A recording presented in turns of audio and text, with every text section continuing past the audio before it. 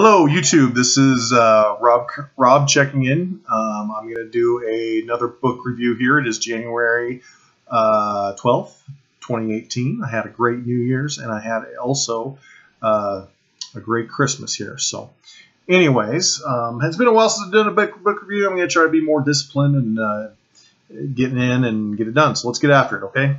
I'm doing yet another Stephen King novel. This is Stephen King's From A Buick 8. Clocks in at 352 pages. It was published around 2002, and it's a book about a.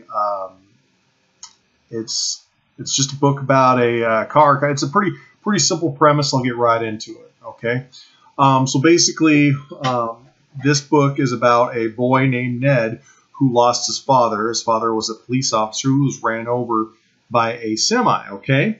And the premise starts out as this boy, he's trying to get into the University of Pitt.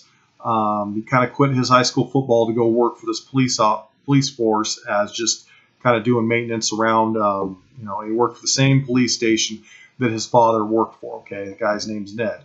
So basically Ned goes to the police station. This whole book is basically Ned talking to these police officers. They do a flashback, but the main police officer is Sandy.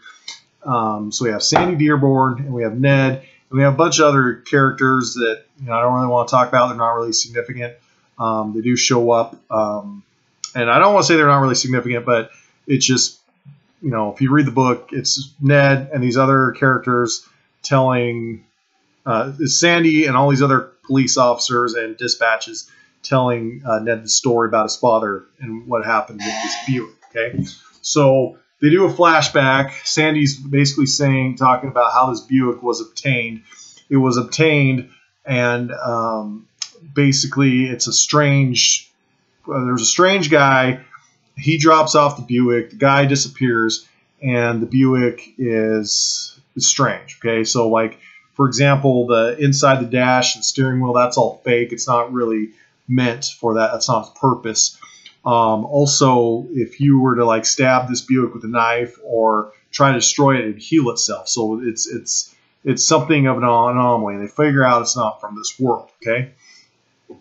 So basically, they park this Buick in Shed B, I believe, and like I said, they're based in Western Pennsylvania, somewhere around Pittsburgh, that area. So they park the Buick and the shop. The Buick starts doing funny things.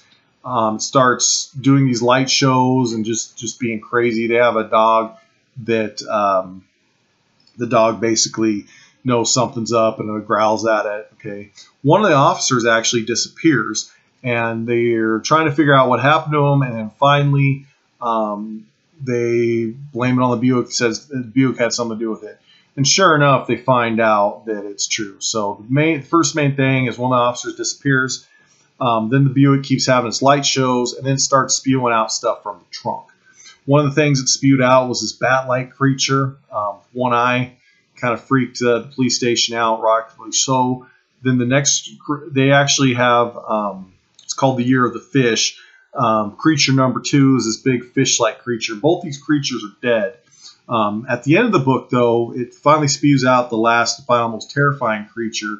It's kind of like an insect centipede type thing, and that's alive. And not only is it alive, they figure out it's intelligent. It can understand its surroundings, and basically the whole troop murders it, and they kind of feel a little guilty because even though this was a scary-looking alien thing, it was trying to get away. Okay, the Buick takes away 2 humans from our world, takes away an officer, and also takes away this prisoner that they caught, who was just kind of a troublemaker, kind of a neo-Nazi type guy. Takes away him too. And at the very end of the book, Ned, because Ned figures out that the Buick had something to do with his father's death, Ned tries to go and destroy it. He sits in it, and then Sandy goes after him, and they're sucked into this other dimension, and they see the trooper's hat, and they also see this guy's boots. So they confirmed that this Buick portaled them to the different world. Turns out Ned doesn't go back in. The Buick is then eventually destroyed, and Ned goes to Pitt and comes back and becomes a cop. And there you pretty much have a pretty simple story. A lot of people think that, yeah, it's related to a tower. Some people think that it's under a thinny. I don't think it's under a thinny. I think Buick is the thinny. The Buick is the portal to the world. Now, it doesn't give us any references if it's Roland's World or whatever. It's not really a Dark Tower. I thought I had more Dark Tower stuff in, which I like to read as standalone books because it relates to Tower. I just love it how he kind of brings everything in. I'm gonna rate this book 5 out of 10. Definitely wasn't my favorite. It's definitely not his best writing. It's definitely not a book. If you're trying to get people hooked to Stephen King, do not start with his book. Even though it's one of his shorter novels, it's kind of bland and dry, and it just wasn't for me. I was disappointed, but it wasn't the worst book I read, but it definitely wasn't my favorite.